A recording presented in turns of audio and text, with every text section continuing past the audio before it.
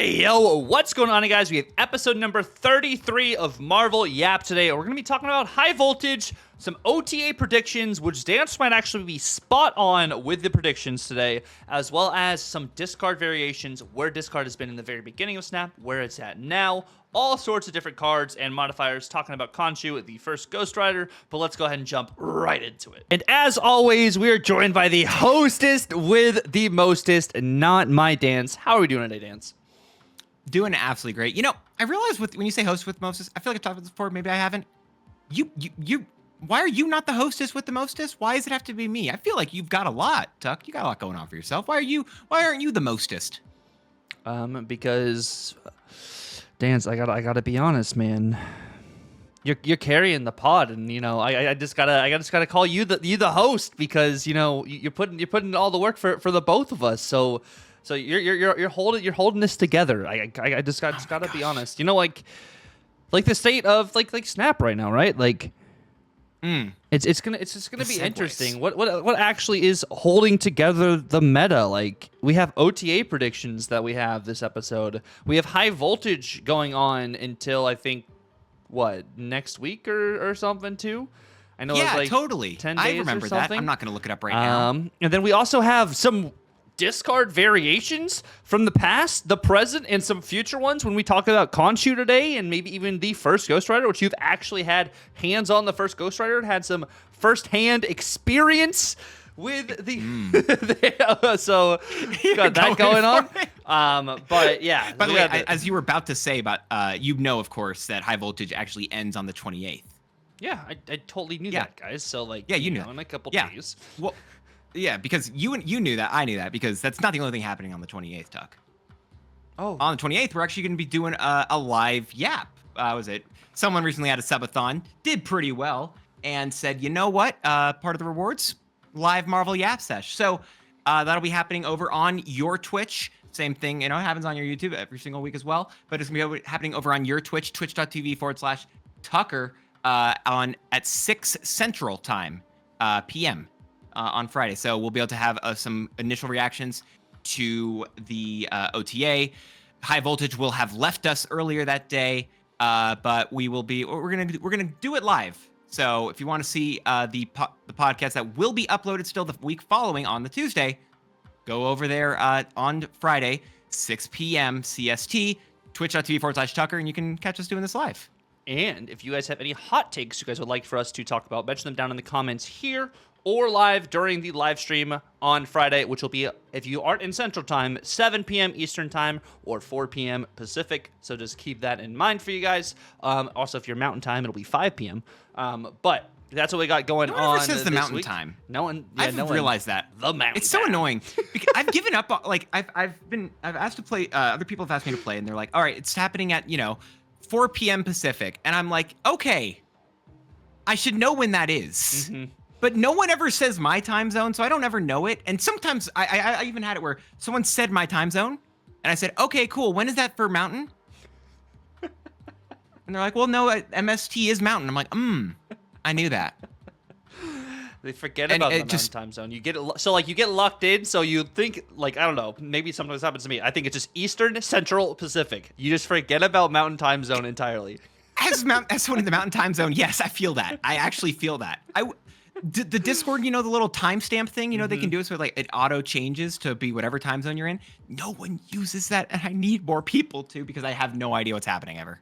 You gotta have a Discord seminar for some of these people to be able to use Hammer Time or any of these other just resources that work really well. But with all that in mind, we do have high voltage going on at the moment, and it's been a very, honestly, I don't know. I really enjoy playing high voltage in the sense that I can kind of play whatever I want or I'm feeling in the moment, and there's no downside to it, and I get rewards for just playing. Yes, of course, it's a grind if you are trying to complete everything in one day, but if you're okay with the slow flow and you're able to just, complete your missions every single reset, which I've missed a couple resets because I've just been busy or sleeping. But it's not honestly that bad. You should normally get the card just by playing the game. You also should be completing your alliance bounties during high voltage too, because there's no downside to losing with those decks.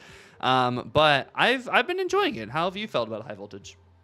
I've been feeling really good about that. Yeah, I think the biggest thing, I didn't expect it to be, what is it? Well, I spent gold to just get through quicker because I like just getting the new card and messing with it. And we'll talk about first Ghost Rider probably later on whenever we talk about discard variations. But it definitely is, what is it? It feels like the grind, but I think it does a good job probably of what Marvel Snap wants it to be, because similar to the way that we had what was it? Sanctum Showdown, which it's still bugged in the client. If it tells me Sanctum Showdown's happening.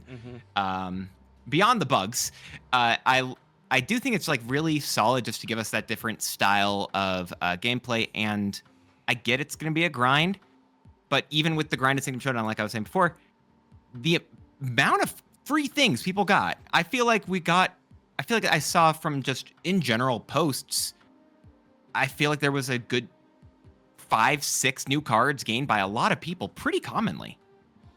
And I don't know, I feel like using it because there's no penalty for losing. You're still doing great stuff here. I feel like it's good. And even the missions, I remember last time feeling like some of the missions were like, this is going to take like an hour. They didn't even make the missions hard anymore. Like this just feels like a straight up improvement. It feels like they've continued to iterate on this. I like it. Yeah, I definitely think they said they improved high voltage, and I was like, how can you improve high voltage if it's already feeling pretty decent? And like, I think they've made some pretty good adjustments, like I said, tuning the missions down and like the banned cards. Like, I'm glad we have certain banned cards in this too to make the game just more fun. Gambit being banned is massive because a lot of people just did Gambit cannon shenanigans just to cheese some wins, which just was just anti-fun there. But like, I think you bring up a good point with Sanctum Showdown. Like, I feel like a lot of these game modes we've had, like Deadpool's Diner really just looks like the worst one of the three, like like comparatively. I will say I agree with that, but and as much as I do agree, I'm like, okay, if it looks the worst, what's it gonna? Is it gonna be better? Yeah. I feel like the fact that they've taken some time on it kind of means like, you know, maybe there's gonna be like a really good version coming out in a second, because we just don't have anything yet right now about that game mode, right? Like we didn't get it for. I feel like it's been a while, right? Yeah, we have not had it since King Ichiri's release, because he was the last Deadpool's Diner card. And I think if they do Deadpool's Diner properly, or if I were to or hope they do Deadpool's Diner properly, I think that's a game mode that also could benefit from Twitch drops the same way that Sanctum Showdown did. And I think that would actually be a really good opportunity for them to either pour more into the Twitch side of Marvel Snap, which honestly isn't looking too great unless drops are happening. If you're looking at some of the metrics there. But I think that, because that's what helps Sanctum Showdown feel even better, is you had the opportunity just to get stuff by just watching people on Twitch, which made Sanctum Showdown allow you to get more of those cards, which helped with some of the card acquisition in that sense, which is really nice. And I think even with high voltage here, they're being very generous with the amount of credits. You actually get a really cool border. I actually really like the 2099 border. Dude, I love that stuff. That's so good. I want more of those. I wish we had more of those. More borders? No, like more borders of that style. Yes. Like, I'm fine.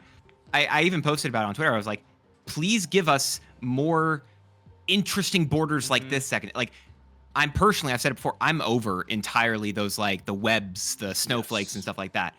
And getting more of that type of stuff would be like, yes, please. I love it. Give me these cool things that I want to be able to actually show off. Like ice was cool. The 2099 is cool. A fire one could be cool. Like, just getting those opposed to like the snowflakes and webs. Yes, it's got animation, but it doesn't feel like it hits, kind of. Like, it would be different if the animation was better. Like, if the animation kind of flowed off the border, kind of like Cosmic Border has, like the sparkles and stuff. I would even say the green glyphs, kind of, too, which was like, it's not crazy, but again, it just did a little bit off of the border, and I was like, okay, I like that. But like with the webs, right? I want one where it's maybe just like, give us the texture of a symbiote webbing across that stuff, you know? Or maybe the snowflakes will pop out kind of a little bit. I don't know. Just give us more than it just feels like a PNG falling, like just going through this way. Yeah, it just doesn't look like there's a lot there, which I guess I'm no coder, so I don't know exactly what all it takes to do that. Oh, it's not easy. It's not going to be easy, no. But it's like, I mean, what is it? We don't have to code. We don't have to think about those things. That's just for us to complain about and second dinner to obviously do based off of exactly the words that we say. Why are you laughing? You were laughing, so I was laughing with you. Oh my gosh, we're so funny. Not as funny as I didn't expect Mr. Negative to be a real card in high voltage. I used him a lot last time, and he's just, if you get Mr. Negative out turn 1, it's the same thing with Wiccan, right? You just get literally value for the rest of your turn, or even sometimes you can do a Mr. Negative into a Jane. Yes, you do, fill up your entire hand, but you draw 3 cards now at that point instead of just 2 cards on the next turn, which is really interesting. So, like, Mr. Negative's relevant. We also have, of course, the one and only Shang-Chi, of course. Why would Shang-Chi not be around? People are just playing big stuff anyways, so... Yeah, of course. The yeah, Chiseler. No, Shang-Chi is just consistently a good card. I feel like it's a card that I kind of, because of Shang-Chi being so good, I kind of felt like we might see Ghost more this time. Ghost? Oh, because just to fight the priority? Yeah, because there's no Alioth. True. Which I will say, by the way, played some of the high voltage. Then I went over to playing some ladder stuff and dealt with that. And I was like, this is worse. I was just like, I enjoyed this less here with Alioth. I didn't want that. Yeah, they took away the fun police. In that sense, they still fun police with Shang-Chi. Then, of course, there is still some other fun police, like Negasonic. Which you've seen a lot more Negasonic around. Also, Juggernaut still very relevant. You have Morph. Morph's getting some fun too. I like the fact that because people can't, like, you can't do as much of a combo-centric deck, which is just Morph interesting. It means that Morph actually gets more value. Cards also like Morph. Like, I've actually seen people trying to use White Queen. Seen other stuff like that where it's just like, yes, we're using cards that are technically traditionally worse in normal game modes, but in high voltage, in this other game mode, they are actually potentially playable here. And that's fun. I want more of that stuff. Yeah, no, being able to just potentially, like, ramp out, like, a combo piece your opponent might have with Morph value is really good. Just being able, especially on, like, an earlier turn, if you only hit, like, the low ball of 2, like, not 2, but like 3 energy, which I'm starting to get more often than like a 4 or 5.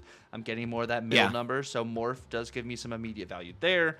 Also, cards just like Ebony Maw is another one that I see a lot more people playing because, you can play it out until turn 3. The game ends on turn 3, so like the only downside is you spend 1 energy in that sense, or maybe you do get like a Sakaar and sometimes it pulls it out early, but like you're also playing like Doctor Doom, or you're playing like a Zola, which also can get you into the Maw lane, or even an Ultron. So like it's really just cool to see like the different combo pieces people have, and some of these decks are completely random. You're trying to predict them doing this or that, but then they literally pull out a random like Wiccan or like a Black Panther, even Sarah things. Like Sarah turn 1 feels amazing. I'll say, with Ebony Maw, it's made me realize that I think every single person who uses Baron Zemo is incorrect. Because the amount of times I will have Ebony Maw in my deck, and then they play Baron Zemo, and they just lose that location. Yep. And I'm just like, this is good. This feels good. I don't know if you've done it. I realized Black Cat I could throw in because you can always play her. Because she's at 2 cost 6 power, and so you're fine with that. You can't get Shang-Chi. It's just 6 power you can play down. Yeah, no, Black Cat is a really good shout, and I'm glad you also mentioned the Baron Zemo shenanigans with Ebony Maw as well, because if you think about it too, it's also a deck thinner for you. Like, I've been using Jubilee in that sense as well to be able to thin out my deck to get some better draws too. So like it's really interesting just to see like there's different combos people are doing. Some people are still like doing tribunal things. Other people are doing just like I haven't seen a lot of destroy, but when I see destroy, like it's just a Black Panther like Zola. Yeah, I don't think you can do destroy because destroy is all about destroying a lot of cards to build up this engine, to build up a null, to build up a death or whatever, and you can't really do that. But yeah, I think it's just simple stuff with like Black Panther, Zola, Shuri, Fire Hair is being used for like a Phoenix Force. Like I've seen Black Panther getting revived by a Phoenix Force and then coming back in. I actually forgot about this variant entirely until I saw it recently. I was like, oh yeah, that's fun. I've actually been playing a little bit of Loki because because it's not combo centric decks, then it really just feels like the Loki each time feels I'm getting value because they're not trying Loki to do in high voltage. Yeah, and high voltage. Oh. Because then I'm getting a few. I don't need a lot of the cards, but I've been playing it on turn. I don't like it on turn 1. I've been playing it on turn 2, best case scenario. You turn 2, you just get a couple other cheap cards. If I've got enough, it's Loki plus tech cards pretty much, and it does well because it's tech cards. Okay, that's not a bad shout too. I think like I'm seeing a lot of Agamotto and stuff too for people just completing like weekend missions and stuff. Same with like the Fire Hair, which Fire Hair actually can play well into like high voltage too with the extra energy and potential to destroy some of these big on reveal cards. But I've been seeing a lot of the time when I've been playing Fire Hair, I get hit with the fast forward and literally my entire screen gets wiped and I don't get to see what happened, which I'm like, I literally set up this combo play. Why can I not actually watch it out? And it's because like the game has a set kind of... I've actually seen creators complain like, all right, hey, I can't clip farm with Fire Hair. What the heck? Yep. Which it's like, it's funny to me. I'm like, wow, that's a wild specific complaint. And I totally understand why it's a thing. I would be clip farming too. I've been trying to do some clip farming too, but it's like, okay, well, I'm going to do this and this. And then like I had an instance the other day where I played Fire Hair out in like Jubilee Misery. And I literally played my entire deck on turn 2. And I didn't get to see any of the interactions happen. It was just like, what is this? Yeah, that's I don't know. That's the fun part about Fire. I actually think Fire Hair is a fun card. Not to steer potentially too far away into the OTA predictions, but like, I think Fire Hair is really fun, really interesting. You and I both agree, right? Fire Hair is not getting nerfed. She's just playable, and I honestly think that she's gonna go niche pretty soon. I guess a couple weeks, and she's just gonna be like niche, very, very specific decks. Yeah, I think Fire Hair is going to be definitely her play rate's going to go down a lot. I mean, it's like any new hot commodity when it comes to a card. You know, like they're played a lot that opening week. The next week they kind of falter a little bit, or their counters falter a little bit. I think she's still going to have some interesting win potential, but it's going to be it's a combo piece. So like it's definitely the win rate won't be as high, but its cube rate might be better even in these niche like circumstances. And then when these cards come out in May, if they are data mined the way they are, of course, we stay with asterisks, like then her play will go up again, and like it's just going to be really interesting to see how this all works. But we can go ahead and jump into some of this this OTA discussion stuff we got going on here. You touched on it a bit, saying you don't think Fire Hair is going to get nerfed. Do you have any card you want to start off with either a nerf or a buff, or what you got going on here? You just pick one of the cards I told you I was going to talk about, and I can go into this. I'll let you choose which one you're most interested in. All right, Hawkeye. So I went kind of simple with this one because it just feels like bounce is kind of in a dead place, and I think that the pieces that have been nerfed have, in my opinion, probably been nerfed correctly. And I think that Hawkeye is a piece that definitely should. I feel like this could get to that 1/4. I don't see why this can't get to that +4 power if you play a card to this location next turn. Maybe I've talked about this before as a buff candidate, or maybe I've just said like I thought that this was a +4, and it just doesn't make sense to me personally that it just is a one. It's a 1/4 as is. I meant a +4 for the on reveal. So on reveal, if you play a card at this location next turn, currently gets +3 power. I think it should go +4. Because I think currently, isn't this just the exact same as Kate Bishop's arrow? Yeah, it is the exact same as the basic arrow. So it would make sense for Hawkeye to be better than an arrow. You would hope, right? I would think so. You would think, at least. I don't know. I don't think it needs to be something crazy. I just think it's an extra point of power. I don't think it breaks the card. I don't think it breaks the deck. I think it's just better. And I think it's not even massively so. But if there's a card that I think deserves just a little boost, I feel like Hawkeye is that. Even with Kate Bishop's season, he wasn't good. I was about to say, not even with Kate Bishop's season. I think the Pym arrow still is the same as Ant-Man, though. Does it also get +4? Yeah. Oh, no. It's one less. It's one less. That's one less. Okay. Which I think. Which is part of the reason again why I like. Is why part of the reason why I'm like, why can't Hawkeye be similar to Ant-Man there? And Ant-Man combos more heavily with like the Moonstone and like Onslaught and stuff we've seen going around. Like, this just feels like one of the easiest buff candidates in the world. The biggest reason probably is that it's a lower series card, so the new player experience or what have you that they need to hold on so tightly to. I don't know, give us another reason in the early game to play Elektra. Yeah, I think that would help with Electro value until you make it so she can destroy 2-cost cards. But I have a card that I think should be a 1-cost card, and that's going to be Pixie. I would actually like to see Pixie go down to a 1-drop. If Loki can be a 1-drop, I would like to see Pixie be a 1-1. Not like a 1-2 like Loki, but a 1-1 Pixie, be able to get that curve out a little early too. I know it's different because, you know, you're shuffling cost around, but that's still another just RNG aspect opposed to like a Mr. Negative. You know what the cards are going to switch their cost to. I think that's a completely fine take because, especially with Mobius entering Series 3, I just feel like this card is very easily counterable. Yes. So, I mean, that's a fine one. Yeah, it wasn't even data mined as a 1-1, but it also shuffled all the cards in your deck cost, right? Yes, it originally was going to work like with Thanos' stones and stuff too. So like it didn't have to be cards that started in your deck or the base cost. So it was interesting. And they talked about potentially making her a 1-1 post that. Glenn was talking about it. But I think honestly, like, I love this card. I know I'm in kind of a cult or I guess minority here when it comes to like Pixie and stuff, but I think it would just be really interesting to see that just dopamine rush you get like from the shuffled stuff actually in the current state of the meta. No, I think it's a great take. Pixie is definitely, at least according to public stats, definitely not doing well. So I'm in favor of that change. I think that she is a card that certainly isn't played enough and probably could get played a little bit more. So, I mean, that's a nice little buff to her.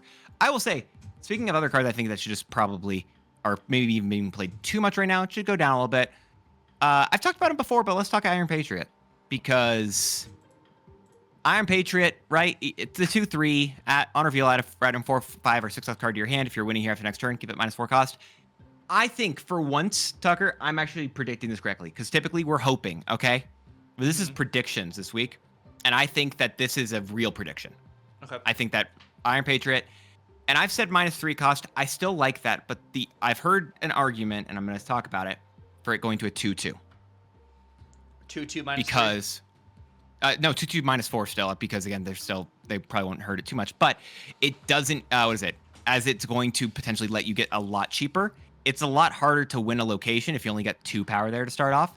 Makes it you have to do something a lot bigger, like you'd have to use what's the big guy? Gladiator? Something like Gladiator, like a Swordmaster, something crazy in order to get that extra discount on the card a lot, and it makes it just harder to fight for that location. Because I feel like if this card had released later on, especially as we've had more time with Iron Patriot, this card was released earlier, I think this would have been a 2/1.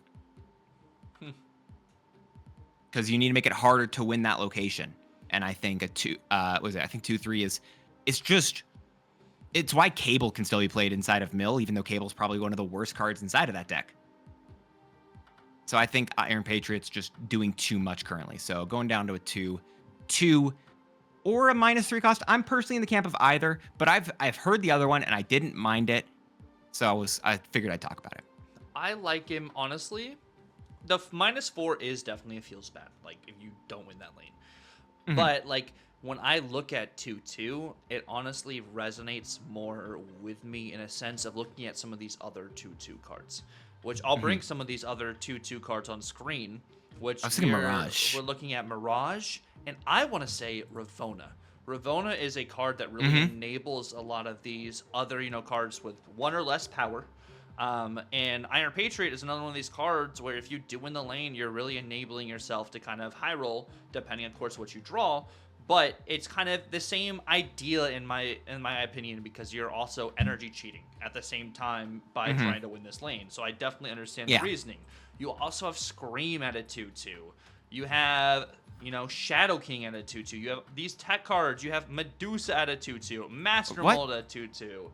Yeah, no, Medusa I'm just throwing in there to be funny. But like you have Shylock at a 2/2, and like these cards No, that I like are that, the yeah. 2/2 are really either enabling cards or solid tech cards. Maybe not White Widow at the moment, but like White Widow at a 2/2 was still like one of those cards where like what you're adding to your opponent's side of the board, this is still essentially a 2/6 at the time being played until you fill the lane.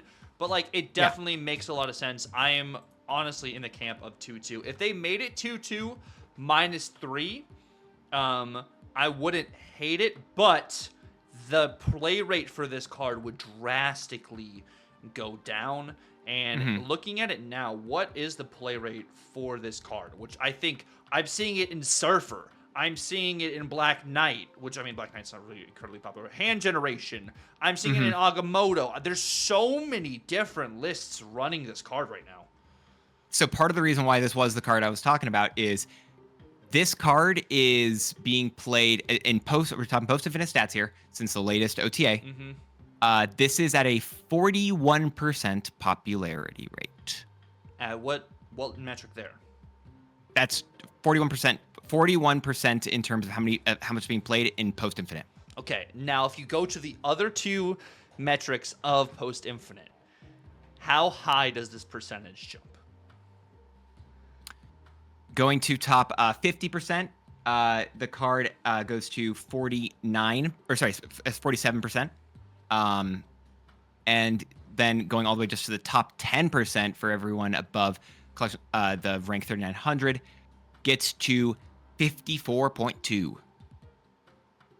So post infinite, 40% of your games, you'll see this. If you get close to the top, probably, I'd say 40%.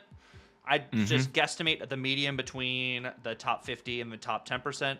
It's 30, 40%. You're probably going to see Iron Patriot in every other game. And if a card is that good, it's not necessarily an oppressive card.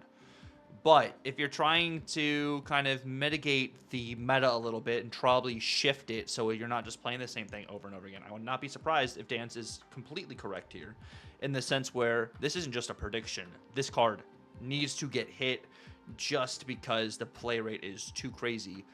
But like I can see you guys already typing your comment right now, but Iron Patriot is not oppressive. I love this card. It's not that the card is honestly oppressive. I do too. Yeah, it's a fun card. I don't think either one of us are saying it's like it's ruining the game.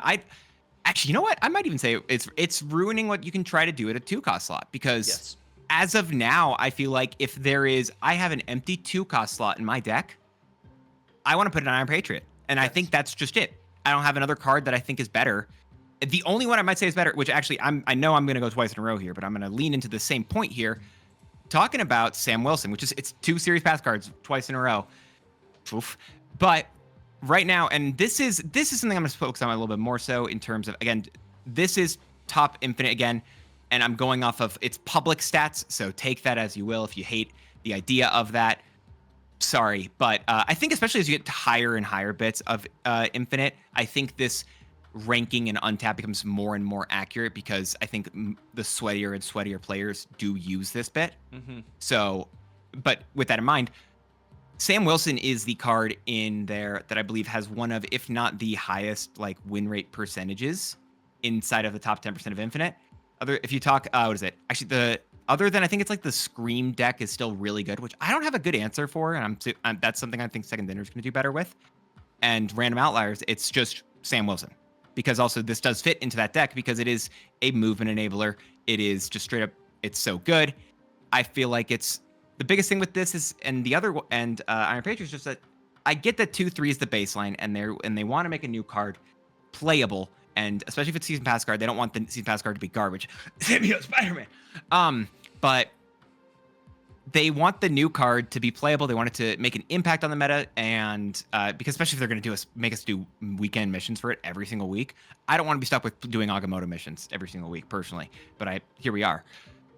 I think that Sam Wilson is just, and I know they hit his shield. They called it a bug fix more than an OTA, so I don't know if you're going to talk about that. But I think Sam Wilson, I think they just need to hit his power down by 1, because then at least if you have the shield on the board and then you put him on the board, that's a 2/3. Done. I don't hate him being a 2/3, and like I know 2/2. Sorry, he's a or 2/2. 2/2. I was always Yeah, say. yeah. Okay. And like this may not be like the most crazy idea, or maybe you might think it's a crazy idea, but like I do think the shield gets even better potentially next season with Captain Carter.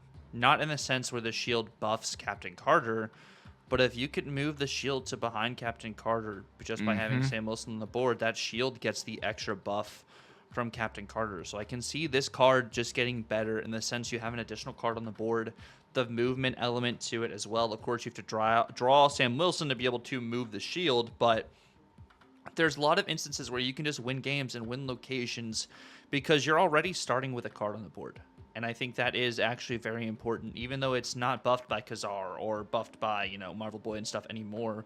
The zoo wasn't even like a primary home. It doesn't work with a Cold Obsidian anymore, but like you're not seeing a lot of Star Brand, Surtur kind of stuff at the moment because that's just not where the meta's at. It's like a lot of low ball decks, which is another reason why Iron Patriot's doing well, is this style of 2/3 kind of scalers in a sense really just allows you to have your opponent just keep guessing the entire time while stuff's going on. And I wouldn't be surprised if this gets hit. It's not the season pass card anymore, so it should get hit. And like I know we're talking about season pass cards here. This isn't one of my cards I have for like OTA stuff, but I do feel like Agamotto was super hyped in the very beginning of the season, and like the spells are cool. But I don't think the card necessarily is oppressive. Yes, the Winds of Watum is a major feels bad, and it sucks to get hit by the -5. Whereas I may be like, yo, the Winds of Watum need to get nerfed. It's not in the same sense as like some of these other cards. Like I feel like the Winds of Watum is definitely like a card that hurts, but it's like you get leeched. I just hate this card. I don't want to play against this card. It's not like this thing where it's like the Winds of Watum is the worst thing to ever happen. It's not like this next card like freaking Bullseye over here, whereas like, well, the value this card is gonna get at a 3 cost is kind of crazy here. What like Bullseye may not necessarily be oppressive because you can fight for it. You can fight for not having priority, so Bullseye hits less cards. But like in the same sense, like there's certain combo heavy cards that should feel more combo heavy and not like crazy consistent, which I bring up Hela in that sense, as Hela is a combo card, but had all the consistency with the Scar change and, had the other additional sources of power and everything too. But like, I don't know, do people need to play more Mobius to affect this card? Like, is that what it is? Or do we need Bullseye to lose a point of power himself? Does he need to be a 3/2? Does he need to be a 4-cost card? Like, I don't necessarily know the fine line between which I want Bullseye to be adjusted just yet, but I'm thinking somewhere within increasing his cost or decreasing his power. I don't necessarily know. I'm not hard set on that. I don't think his ability overall is the worst, or maybe if you make it just 0-cost cards, if that butchers Bullseye. Yeah. But I think something needs to be done to Bullseye. I don't know. I think that's where I'm going. It's just something needs to happen. This card is in a very weird spot. It's not like the most consistent card ever, but like I think looking at the stats of this deck has like a 58% win rate or something. I may have been looking at pre-infinite, but even post-infinite, it's still like really good. No, it is a good card. I don't mind the idea. Oh, sorry. I don't mind the idea of it getting hit somehow. Yeah. I think I could see the world where potentially it needs to lose, or it needs to gain a point of cost. Maybe I like it as a 3-cost. You're right. I think it's something would probably tweak here. It maybe is just a single point of power. It also, I think, the reason I don't like it at a higher cost is because it makes it harder to Frigga it, but that might be a legitimate good reason for it. Secondarily, that I think I don't. What is it? I think that removing a point of power, while it probably would hurt the card, I don't think the deck would care. Yeah. So it's also neither. I agree. I just don't. I don't have an answer, and I don't think you said one either. It's just kind of like, it's just like either way. It's just kind of like, yeah, I could see this card being a little bit too good right now. I think it's fine. I don't think Dakin is the problem of that deck. No. And again, like you said, like Mobius exists. We now have Gorgon that exists. So we have a lot of other counter pieces that do exist to Bullseye. Red Guardian's still a thing, even if it's not as popular. So I do agree in general that there's probably some correct card that needs, or some correct way to nerf this, and I just don't have that I don't have that either, but I like that. But yeah. And since you double, I'm gonna double up here, and I'm gonna go Sure. with discard to another discard card. So we have Silver Samurai here. So Meta staple? we have the meta staple Silver Samurai. So right now, like what I'm talking about, like with Silver Samurai, of course, Khonshu's not out yet. So Khonshu comes out today. So this totally could be completely different when Khonshu's in the meta. And you know, this affects your hand and it affects your opponent's hand. But like I feel like this card, maybe Silver Samurai needs a little power buff. Maybe make him a 4/6. Like that might be it. But I still want to wait and like fully hold off on this change or anything to Silver Samurai until we see what happens with Khonshu itself. And then with the first Ghost Rider, I'm thinking about the same thing. Like, of course, I have not played with the first Ghost Rider. I know you have, and you're kind of holding your talks more towards the end of the Yap. But I feel like even though this does afflict, you know, your opponent's cards in their hand, you know, removing a card from their hand, I feel like maybe is it not enough, or is it just that this card or this style of play of discarding a card from yourself and discarding a card from your opponent is just bad right now, especially because of Bullseye, because you're kind of enabling that to go off more if you are playing against that style of discard, which you are still seeing a lot of that discard right now. It might just be either Silver Samurai is a card that just should not be played at the moment, which totally could be it until, you know, Khonshu's out today, or this card needs a little bit of help. I don't know. This card just was on my radar today, especially with, you know, the first Ghost Rider coming out, which the first Ghost Rider, I feel like you can get a really good like sense of value from it as well, without having to wait till turn 4 to play it, because I'd rather play other cards in turn 4. I think that's my other main thing, is maybe you decrease the cost of this card, but like if you also decrease the cost of this card, then it's fighting for potentially with Moon Knight, but also Moon Knight's not getting crazy play right now. So I don't know. There's a whole bunch going on, and I know I'm back-to-back cards, not necessarily knowing what the change is that I want for the cards, but that's just kind of where my head's at for these two, is like something's gotta give, but yeah, I can see that. I don't know. No, I think a three cost is, I think I like that a lot. And I'm not just saying that because I want to be able to do ad hoc stuff with Khonshu. Actually, maybe I am. Anyway, Broodlings. What if you discard the Broodlings with Silver Samurai and then you Khonshu the Broodlings? Like, I mean, I will say I've seen people trying to argue that, because that's a fair argument. We'll talk about Khonshu, and I think that's an interesting one to go with, because it does make it makes it a 36 power in a single lane. If you can discard Khonshu twice, yes. Yeah, if you can discard Khonshu twice, and even if you can't discard him that many times, you hit him like even just once, or even not, like get them to 5 power is good. Yeah. Actually, wait, does Khonshu do a random card bring back? We'll talk about that again. I know we're gonna talk about it, and we keep like hinting stuff, but like, I think it's just a card you discarded, if I'm not mistaken. It would be like Ghost Rider. Yeah, I think it's okay. Yeah. Oh, this is interesting. I don't know, but I do think Silver Samurai, I like the idea of it going to a 3 cost. So that's maybe arguing for my own personal thing there.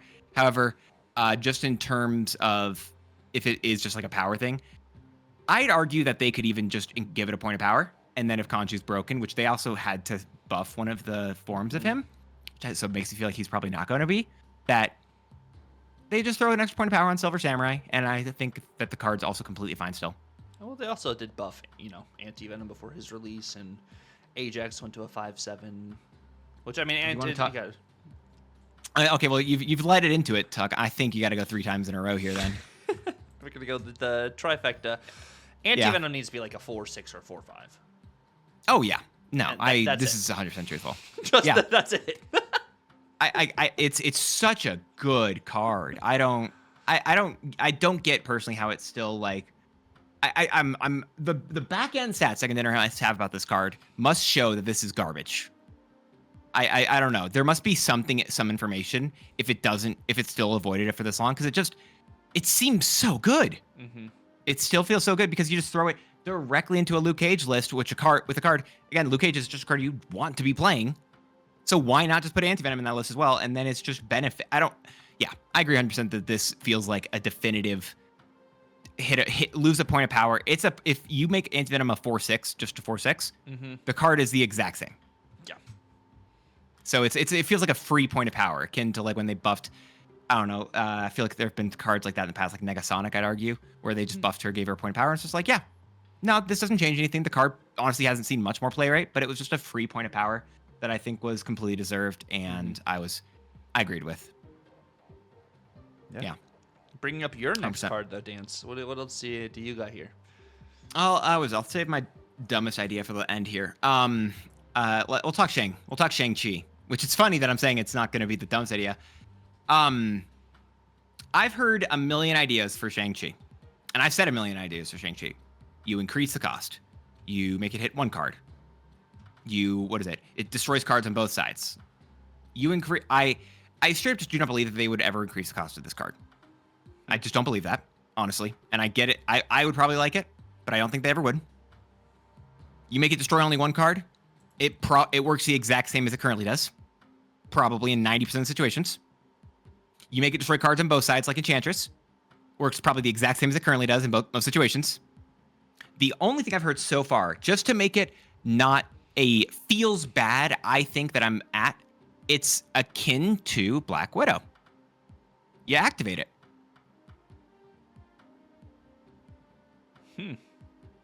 So you can't, You can't final turn throw down a Shang-Chi just to win. And you can't do, you can't do anything else. I will say, with that, I think you actually, you swap the cost and power. I think so you make it a 3 cost if he's an activate. I think it's a 3/4, activate, destroy all enemy cards here that have 10 or more power. And I think that's a legit card. And I get it's different.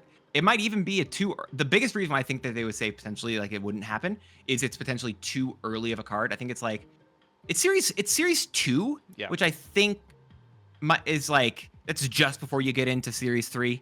So sure. But I think it can exist as a 3/4 activate, and maybe that's just a different card entirely. And I don't know. But I think that if you do that to this guy, I think it just doesn't feel as bad. I don't know. Tech cards always suck to play against. And I get it that it's not going to feel good, but I actually kind of like the idea of you not being able to stop have Cosmo stop him. It kind of buffs it a little bit too, which is it's a weird turnaround, but I just don't like the 50 Shang-Chis on the final turn. You just get rolled out of nowhere. You're like, oh, hey, you're about to get rolled. Have fun. You're like, oh shoot, my plans change.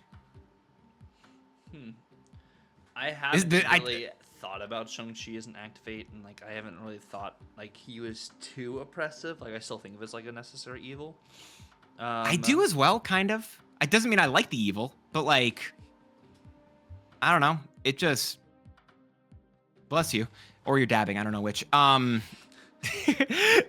like, I just feel like it's such a, I don't know. It's very good. Card's very good. It's in. If you're talking about like the percentage of games, if we're gonna say, Iron Patriot in the top 10% has a 54% popularity rate, like I said earlier, the top 10%, Shang-Chi is 48.7. So you're expecting Shang-Chi every other game right now. Right now, again, and I'm going top 10%, you can go top higher or whatever. Like you're expecting Shang-Chi approximately every other game right now. And I'm talking about, I typically try to talk about more cards I want to buff, and I still have that later. But the big three in Infinite that are just, in terms of popularity, they are head and above pretty much everything else, are Shang-Chi, Iron Patriot, and Sam Wilson, which are the 3 cards I decided I want to talk about today, because I feel like I get Shang-Chi's just existed as a necessary evil. Fine, let him do what he does. Give him a decrease in cost. I just don't want that final turn thing to be a thing. I just say like, you know what? Shut down a lane from being a big card. That's it. And you still have Cannonball to knock stuff away, and I think that actually is a side grade to Cannonball, who's going to be entering Spotlight caches pretty soon here. Yeah, I'd be interested to see what they say about Shang-Chi as a potential activate. And I wonder if like you make Shang-Chi an activate, if like activate finally starts to feel better. Like I feel like activate's still okay. Like I still don't feel like activate's necessarily bad. But I would just be interested to see if this type of card turns to an activate, that also opens up the door for other potential tech cards in the future to be, activate on release, opposed to just some of these destroy and like, discount and kind of cards. Like, it'll be interesting to see how that all works, but I don't hate the idea. I just would love to see what, Second Dinner thinks of that potential option, and I'd be interested to see what happens there. Yeah, I know I said this wasn't even my spiciest take, and yeah, we'll talk about my last card here in a second. And I'm saying this, by the way, I realized that I wanted to talk about this because I showed you, I hit the God Split on my Shang-Chi. I've been chasing for a gold for forever, and a gold with a cool like crackle is what I wanted, and it's eluded me. But I got the black prism with the gold diamond flare, and I said, you know what? This is my God Split now. This is great. I love it. And then I realized the flare bug exists, and I'm really annoyed by that. But that's a side point again entirely. Anyway, it just kind of made me open my eyes to Shang-Chi more so and be like, yeah, this card's just like, it just kind of is just like a big middle finger of a card. I don't know. It is the Miss Marvel card. It is, which is funny. We have Miss Marvel in the game. But you got one more card to talk about over here. So, oh God, oh, what was that stress that just came off the shoulders right there? Oh no. Okay. Lockjaw. Original 3/2 Lockjaw. Oh, what was so? It's the same ability that it currently was, right? So it just goes back to a 3-cost 2-power card at that.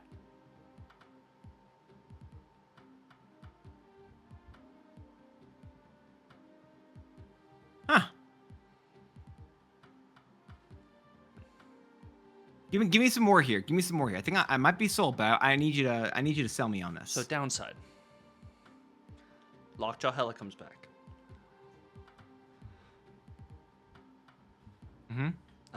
You'll get some potential more Thor value. You can put this into your Fire Hair Misery Thor shenanigans, which I think is crazy cool home for Thor and Beta Ray Bill now, is having the Fire Hair Misery interaction. You could potentially do this. You have Lockjaw Thanos that comes back. You have some potential old school Dracula dumpies. Sorry, phrasing. Anyway, okay. So I feel like this just would allow for some just fun kind of stuff, and I think it's not necessarily a needed change. Like, I don't think like necessarily we need Lockjaw to be adjusted, because I know that state of the meta was very sad, and people were getting very aggravated into the Leech Lockjaw. But like, I don't know. I think this could be interesting when a lot of these cards that were super oppressive during this time period have been changed now since then. The meta's kind of shifted, but who knows? Maybe some Lockjaw stuff back again. I think I like that idea, and I think that's not just the only reason why I'm sold on this. I like this idea as well because it feels like and I don't, maybe Second Dinner try this again behind the scenes, and they've done it, but if they, imagining they haven't, it kind of just feels like, you know what? We don't really know if this is good or bad for the meta. Let's just throw this out there, and we'll see if it's a mistake. And that's honestly part of what I want with the Shang-Chi thing, but I like that here with this Lockjaw as well, where it's just like, yeah, you're right that this was a problem in the past, but this card enabled other things in the past, and those things can't really be done anymore. Like, if I'm playing Thanos with the stones, you can't really, like, you want those stones on the board because now they're buffing directly Thanos. They're not just there as fodder. If I'm playing it with Hela, honestly, like, this has been similar to what Adam Warlock has currently been doing inside of that deck. And enough of the cards, there's also, like, we have activates which need to be played now, and there's enough other pieces that I actually feel like this might be interesting in Hela. I don't know if I'd hate that. And then Hammer Bros, like, bro, Hammer Bros sucks with Lockjaw. Oh God, yeah, I think I'm just in agreement here. God, that's, yeah, all right. I like the idea. Just, take a chance on me. That's Lockjaw. There's literally just what could go wrong. If it does go wrong, and we fix it. You got 2 weeks. If it's 2 weeks of like a bad Lockjaw meta, I don't know. I don't hate it. I don't think I'd hate it. I mean, I'll probably be annoyed by it at the end. I'll be like, yep, I'm glad they did that. But also I'd be like, I'm glad they tried it. Yeah. All right. I'm here for it. I think I'm here for this. And then we have all right, your this is final OTA. Before you show it, I just will say this. This won't happen in the OTA. I know this. I don't think the functionality exists for it to happen in the OTA. However, I do really want it to happen, and I've been thinking about this card because you can show it now. I don't think that there's a way that you can. I think Kang needs to get changed, and it's been a while, and I think that you can't do this. I don't think you can do this. I don't think that Kang can exist at this ability. And this style, I don't think it works. And I had this idea, and I was thinking about it, and I was like, this would be fun for Kang. I kind of just like this idea. And it's going to be the concept of him holding his time for himself. I want him to go to a 2-cost, 2-power card. Ignore everything about this, by the way, for what it's worth, the ability, whatever we have previously stats. All I care about currently is the character, and maybe it's still a stretch there. So maybe it's a different card entirely. But Kang goes to a 2-cost, 2-power. He has this ability. If in your hand, you may skip your turn to double this card's power. And that's skip, by the way, so you can't even move it. You do nothing. Okay. That's my whole pitch here. It's similar kind of the way Infinite's gonna work with just like that, where it's just like you have to hold it, and you're probably, if your opponent is floating their first like 3 or 4 turns of the game, you're gonna be like, oh, they've got this Kang building up because they've done nothing, and it's not. And what is it? You just get wrecked by a Shadow King. There's enough stuff that just completely destroys this. It's just 2/2. If in hand, skip a turn to double this card's power. You skip, if you have it in your hand on turn 1, you skip 1, 2, 3, 4, 2, 4, 6, 8, or sorry, 2, 4, 8, 16. You got a 16 power 2 card, but that was at the cost of you doing, of technically you spending, I think it would be 10 energy. Mm-hmm. So 10 energy for 16 power. And then if you skip it on turn 5, if you spent 15 energy, on 32 power, which is a lot, but then that's just the easiest counter in the world. They've done nothing for 5 turns, and you can just kick their sandcastle down. So I'm kind of thinking like, it's the easiest thing to start up, but it's also kind of really easy to stop. So that's where I'm at. And I'm willing to fully accept you just saying like, no, you're wrong here entirely. This is crazy. But also I was like, I don't know. Part of the stuff here is just like, I want to talk about a little crazy. I think it'd be a really fun concept. Like, I wouldn't be opposed to just having, it's a card that just, grows exponentially versus just not doing anything. I don't hate it. I haven't heard that concept before, so that'd be fun. It reminds me of Havoc, kind of, where Havoc, takes on your energy and gets +4 power. But this is just, it doubles itself, and maybe that's like really good. Maybe there's a thing where like you're trying to play, I don't know, let me do my cheeky hand buff stuff. Throw this in there, that'd be funny. I'm not saying it for that, but I thought about it and I thought I'd like it. So I don't know. There's a lot of stuff there, and I think there's a lot of really interesting ways potentially to use this, and it's what I want to talk about Kang, because I guess I don't think Second Dinner is going to anytime soon. They don't care about him so much so he doesn't even show his time animation anymore. It's a black bar in the middle of the screen. That's it. They don't care about this card. So I get it. It may not be the most, like, you may look at this and be like, okay, that's not really the most thematic thing. Bro, I care about this card, I think, and I'm sorry, I love Second Dinner. I like the game. But I think I care about it more than Second Dinner does, because it doesn't do anything. So that's that's a spicy take. That's a spicy OTA thing. Pour one out for Kang, bro. That's just what we got over here. Yeah. Let us know down below what you guys think about these OTA takes and what you guys would like to see changed in the OTA as we move on to our next segment over here, where we're going to be talking about different iterations of discard, because we do have the brand new Series 5 card coming out today, which is going to be Khonshu. We'll be talking about him towards the end of the video. But discard has had a large variety of different shells, different card abilities. Like, it's kind of been all over the place since the birth of discard when this game was released. Yeah, and I think that's one thing people will figure about very often, is that at the when discard was first in the game, when it was first a thing, you only had, and just to start us off in terms of like just looking back, and we're gonna go all the way back here, you only had Lady Sif to target cards pretty much. You also had your your Calling Wing. It was kind of okay. But in general, your cards were random. Swordmaster discarded a random card as a 3/6. Blade discarded a card. Hellcow discarded 2 cards. And we did it. MODOK was a late addition. So this is pre-MODOK stuff where you had to be like, all right, I'm hoping I'm going to get enough cards discarded here. And it was just, when you played this deck, Tucker, you were like, yeah, I'm rolling the dice. Let's see if I can win here. I remember that so fondly, so well. And it was honestly fun. It was honestly pretty fun. Yeah, when discard wasn't targeted, it was fun, but it wasn't as good. And I think you weren't running a lot of these Blade. You weren't running these Lady Sif. I mean, you weren't running Swordmaster. You were running Lady Sif. You were running Colleen. And you were playing that style. And until then, like until now, discard now is definitely more of a meta staple because it is targeted. And I think adding that aspect to the game is exactly why Hella was the way she is. I mean, not was, because like she is still playable. But she was random back then as well. Yep. And I think we only had Death as a higher cost card. And I mean, that's right. Was Death in the game for a while? I think she has been. Death started out at... Actually, I don't know if I ever asked this. Did you start in the beta, or like, when did you start playing? I started the Miles Morales season. Okay, so maybe we have talked about this. Yeah, we started at the same time. Okay. So I think Death has been in the game, at least for as long as we can remember. Yeah, Death was like it for that deck, and that was kind of what you accepted. And then every single turn, you play your Lady Sif, and you're like, I've got 4 cards in my deck right now. It never hits Hella. It never hits Hella. And then it always hits Hella because I'm the main character and the game is rigged against me. And you're playing Corvus, too. You're playing Corvus because there really wasn't any really good targeted...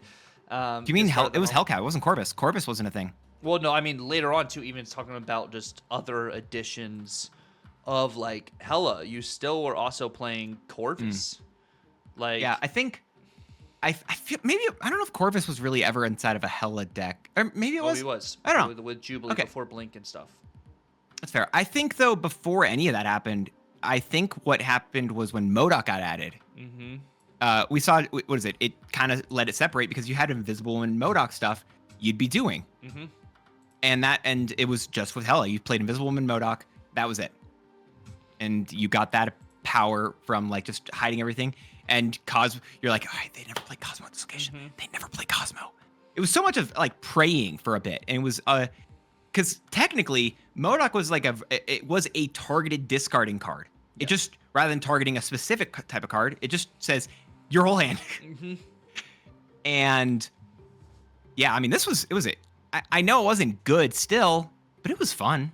Oh no, this, like, you would literally see people play Invisible Woman on turn 2, snap, and you're like, oh, well, if I don't have enough power here, I lose to the Infinite and all this. And then it even got even worse when it turned into Tribunal, when it was Hella Tribunal, and then you're like, well, I forgot about Hella Tribunal. 40 power in each lane? Am I going to be able to do anything like that? And it was just major. Yeah, that was... God, I forgot about that bit entirely. That is actually... Oh my God, I forgot about the Hella Tribunal decks. Those were rough. Those were not what you want to see. But Tuck, there was an old favorite of yours that also happened, which I know we're not going to show the card for, but I realized just now. With the MODOK season, because MODOK also buffed classic discard, and it made it work with that style with Apocalypse with Dracula, and we don't have it here, but like America Chavez. Yep. I remember the MODOK season pass video and them saying a great synergy piece is America Chavez because you MODOK your hand on turn 5 and then turn 6 you're guaranteed to have America Chavez because she was a 6/9 that always drew herself. She started at the bottom of your deck and drew herself on turn 6. Dance hated America Chavez, and like America Chavez would not be able to do what she does now because it is like deck thinning in a sense where it's like, you know, if you don't have your curve now, you're pretty much screwed. But now you can be like, well, I have my perfect curve and I'm drawing America Chavez at the very end. I know what's happening. So like you can just guarantee some of these aspects. But it really did help classic discard. While there still wasn't crazy targeting just yet, because the targeting for discard didn't really happen until multiple months after the Chavez change, when I'm like pertaining to like a Blade as the first one that actually did change.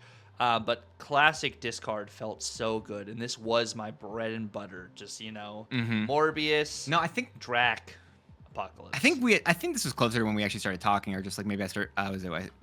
I think I rated you rated me. I don't remember what it was forever ago, but this was around when we actually got to just introduce each other, and we were talking about this stuff, and it was like, yeah, we didn't really have like. I remember it's just vehemently disagreeing on the America Chavez bit because of this deck, and I'm like, I don't want to hurt this deck. I remember that too. I'm like, I liked her for this specific piece, but I also think it was busted for that specific piece, or for other decks in general, because of just what she let you do. Which is like, I want to make a very good comparison here, in my opinion. So like, America Chavez was in almost every single deck. And it was not an oppressive card, but it was an incredibly good card. Yeah. Iron Patriot is that card now. I'd agree with that, actually. Yeah, I like that logic. It's not oppressive. It's good. There is no downside, really, to Iron Patriot. Which I guess the downside to Chavez is on turn 6, you're not going to draw anything else but Chavez. Yeah. But going up into turn 6, it boosts your draws for all these other cards. And wasn't Apocalypse a 6/6, by the way, for a while during this bit? I feel like that was also something. So Apocalypse was a 6/8, and then they said Apocalypse was 2 OP, and they made Apocalypse a 6/6. That's what it was? Finally made Apocalypse a 6/8 again, I think middle of the year last year or something. I remember that bit. I thought it happened a lot earlier, but that was that's great. I mean, what is it? It's a shame that this classic style of discard deck has really fallen by the wayside. It's not really a thing anymore. And I'm gonna be honest, we'll talk about it probably in a little bit here, but like, I don't think that Khonshu's gonna be here. No, I have a list where I combine some stuff. Yeah, we'll talk about a specific Khonshu list here, but again, kind of like looking through all these lists, we're like, is this maybe a play? I'm thinking like maybe Khonshu could, and I'm like, no, I don't really want him in Hela. I don't really want him over here. And I mean, if we're gonna talk about discard lists, it's a little bit of a stretch, but I'm gonna argue it anyway. You got your Drac Dump stuff, the OG Drac Dump, which had your card that you want to talk about previously, Lockjaw, right? It had that 3/2 Lockjaw. So, like, when I think of a discard list, I think you have to have more than 2 discard enablers. And I think you pulled that number out your butt, because Drac Dump runs exactly 2 discard enablers. And I say more than 2 because we'll talk about Black Knight a little bit later, but like there's more enabling than just cards that discard. Whereas Dracula Dump, the only card that discards is Blade, which I guess you'll say, well, Dracula also discards a card because he absorbs a card at the end of the game. But it's very interesting. Is discard adjacent and uses some discard concept, but this was a very relevant Dracula list, whether it was for Infinite to actually get value because War Machine didn't exist at the time. You were playing cards into your Lockjaw to just get them out on the board, and like Lockjaw was the 3/2, and like it was very interesting. It was also before Strong Guy got his buff, where it had to be 1 or more. It used to be no cards left in your hand for Strong Guy to work. God, that was such a good change, by the way. Yes. Sorry, I just remembered that one. That was such a nice change.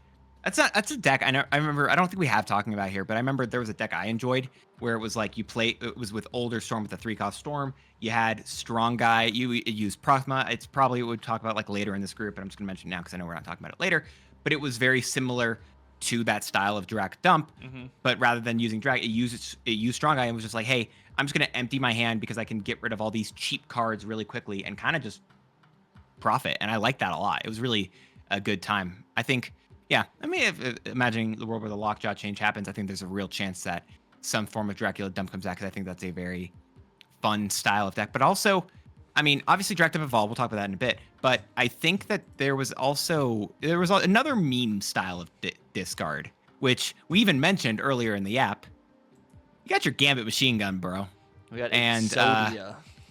Yeah, it was a whole combo, right? That's the thing where you play Wong, you play Mystique, and then you throw Magic in another lane, and then you go your Gambit and your Absorb Man. and just your opponent's side is everyone. I feel like everyone has had to have played that deck, and that's a deck that still exists. Thank God it doesn't exist. It was why I ran Cosmo and Eliath last time, because I wasn't dealing with that anymore. But it's just a meme deck, and I know it still exists, and everyone's gonna love a meme, I think, now and again. But that was a deck that I feel like people would always try to play, and you could try to combo it with like Surfer stuff, kind of similar to those Surfer Hazmat lists that are kind of a thing, not really anymore nowadays, but like that. I feel like that was a. What did you think about that list? So, I wasn't a huge fan of this list with the Wong Gambit stuff, and I mean it hits some fun clips. You know, people get some crazy numbers, huge apocalypse and stuff. I did use Wong in discard later though with Supergiant, and was able to get some really cool like MODOK Wong interactions there, which was nice. But this list, the Exodia stuff, was just super annoying, and I was not a huge fan of facing it. You didn't like it? Of playing it, like. Oh. It wasn't that. I mean, it's just so toxic, and it wasn't just super fun, I guess, in my opinion. No, it's fair. No, that's fair. Yeah. I don't know. It's easy. It's always easy to look at the cards and being like, I'm having a fun time. I'm not in my opponent's shoes. I'm not having my entire board annihilated. One card at a time, because again, I don't even think the fast forward feature had really been that good back then. No. So you would see the apocalypse jump on the screen. I am apocalypse, or whatever he says, and then just reborn. Just so slow. Yeah, that was a. Yeah, that wasn't as enjoyable, but I don't know. There've been some better ones, right? Yeah, there's this one shell I think you maybe played a couple times. I don't know. It's this thing called Odd Hawk. It's the good old Dark Hawk Moon Knight list, where Moon Knight got buffed, where he targeted a discard now, where he discarded a even cost card from you and your opponent, and you're playing Odd Hawk, so most of your cards are going to be odd number cards. So Moon Knight more than likely is going to hit your Proxima, and you get the Proxima value, as well as enabling your Stature to get value as well, so you can play Stature out. You of course had to have discarded a card from your opponent to get the Stature value, but this was another good shell. You saw everyone and their mother playing because there was just value everywhere. Yeah, no, I think this is a. I think this deck took two big hits. It was Black Widow becoming activate. Yep. And Rock Slide becoming a 4-cost. Yep. Because it really was able to do a lot of good, because Rock Slide was a 3-cost at the time. And I mean, yeah, it was a fun deck. I really liked this one as well. It was, again, more of the attacking style of discard, which I really thought was a fun combination, because then it gets rid of the cards from your opponent's hand, and then not only does it get rid of the cards they probably want to keep, it then throws some rocks in there, which if you're using your Moon Knight, the Moon Knight, it doesn't hit no rocks, and it feels like a fun time. And then I enjoyed trying to iterate on it a little bit, and I kind of got to a place where I was going discard Mill, and I really liked that one with Baron Zemo. When Baron Zemo came out, I remember the first deck I played and I was really stoked about was using using Baron Zemo to get rid of their cards, as well as using Black Knight, with using Silver Samurai, with using Black Bolt, Moon Knight, maybe I didn't say in there, but getting rid of that, so you get rid of their deck, you get rid of their hand, and they just get nothing. And that was a deck that I enjoyed for a bit, and I think it's definitely fallen by the wayside. I don't think it's as good anymore, but it was fun. Yeah, no, this deck was fun to play, but horrible to play against, as Mill is. And it was one of the, not last times, but Mill, honestly, like, you had really interesting conditions here when it came to this list, where you could actually snap better and get good cube equity, because for the most part, you get bad cube equity with Mill, which you guys probably have seen with trying to do Firehawk or Fire Hair in Mill as well, is like you have to really snap a couple turns into what you're trying to do. Whereas like with this iteration of Mill, you can kind of snap turn of, because you're playing more discard stuff and necessarily stealing cards from their deck. So you have the hand disruption, which is really solid, opposed to just the deck disruption, which honestly allowed you to have more value. And that was also before Fenris came out. So like when Fenris came out, it gave you another potential level to it. Granted, you're not playing a discard style mill with Fenris, you're playing more of the destroy style. I did try more discard style with Fenris because I was more interested in that, 'cause I felt it was just different enough and I liked that stuff. But again, it probably wasn't one of the best ones still. But again, I think this was a very interesting one because I know you were a bigger fan of Mill, just straight up. But it's fun. I like this one. I think as well though, as we've seen the list change and evolve, I mean this list has fallen out of style. But then we kind of saw, speaking of one of the ones we talked about before, Dracula Dump kind of make a resurgence, but it was different enough because War Machine got his ongoing ability. Yeah. And Drac Dump had a big change from when it was before, because then you could actually play the cards that you were trying to get. And you could get these big cards in your hand and you actually get rid of them. Yeah, no, War Machine really elevated that. I think also there still was a lot of Legion Storm shenanigans that was happening too. So you had War Machine's resurgence for that, and playing the Dracula Dump aspect, actually being able to play your Ebony Maul out, actually being able to play your Infinite, and you have Red Hulk. Like, you had a bunch of these other just new big cards to kind of just allow you to either get more Dracula value or just a lot of power across the board, making use also of Hope Summers instead of the Lockjaw now. So there is a bunch of different ways you could just ramp out power or just get a lot of power on the board, which is really cool with War Machine. And then another card that you've seen, maybe not as much in discard recently, of course, was Helicarrier, which I do want to mention. There was a really cool discard list with Helicarrier and old Loki that was actually oh my god, I forgot about that crazy.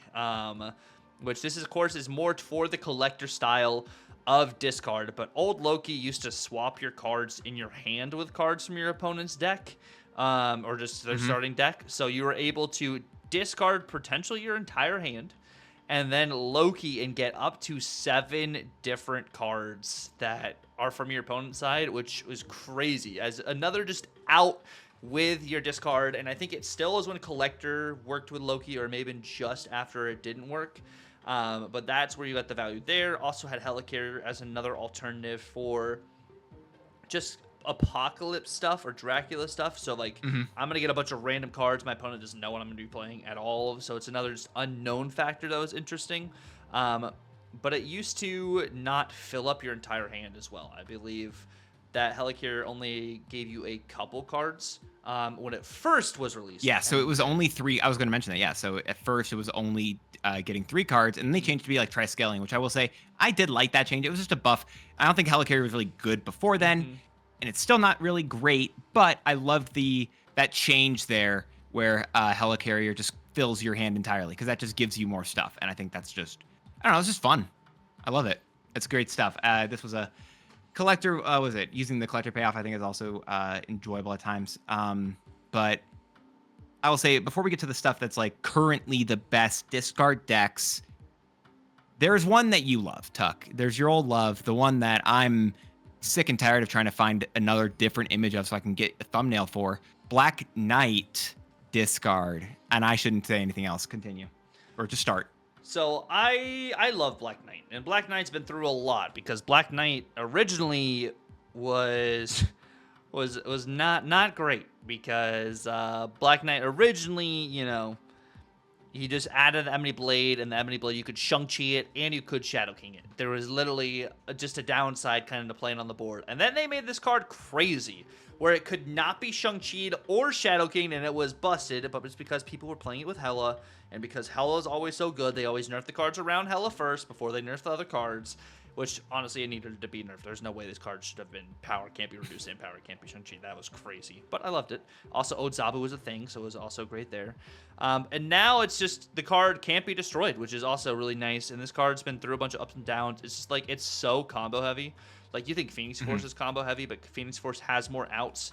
This, you have to have your discard enablers to be able to do stuff, whereas, like, with Phoenix Force, let's say you can have just movement cards move and just get value there, which is what makes it more consistent than Black Knight. And it's a very meta-dependent deck. If there's a lot of Shadow King, that makes this really hard to play. If there's a lot of other cards that just slam a lot of big power across the board, that makes this harder to play.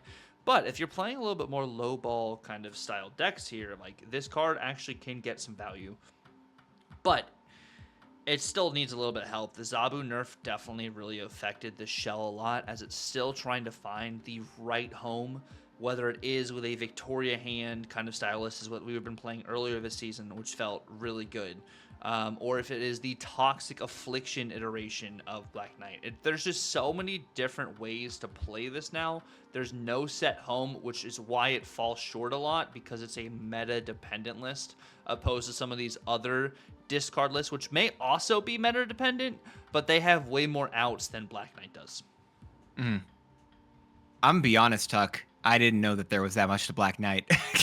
I actually learned a little bit right there as well. When you said the afflictions of, I was kind of thrown off. Anyway, yeah, no, this is it's a very fun one that's fallen out of style. I don't know what they have to do to fix it. I don't know if there's an easy fix, but I wouldn't hate it. But we've gone through so many different decks, and I know we've kind of jumped a little bit in terms of timeline, but we've gone pretty far from the past. I think all the way in the past, getting us to present day. And I'm gonna I'll talk about which one do you want to talk about? Which one do you want me to talk about for the current discard decks that we now have before we talk about the future of discard decks? I'll talk about what we were talking about a little bit last week. The discard list I do not play. I played for one YouTube video, and that was pretty much about Wait, it. sorry, you said you didn't play. You just said you play. I said only for one YouTube video is Hella discard, which is now using the new and improved Adam Warlock, which is better than Thaddeus Ross in Hella discard, because the value you can get from this card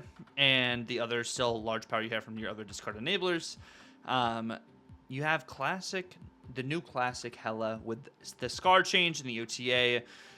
Really allowed Hella just to have another card to put down on the board, because Hella is limited to one card per cost that she's able to summon on the board now, which I think is definitely healthy for Hella, opposed to any card discarded being able to be resummoned.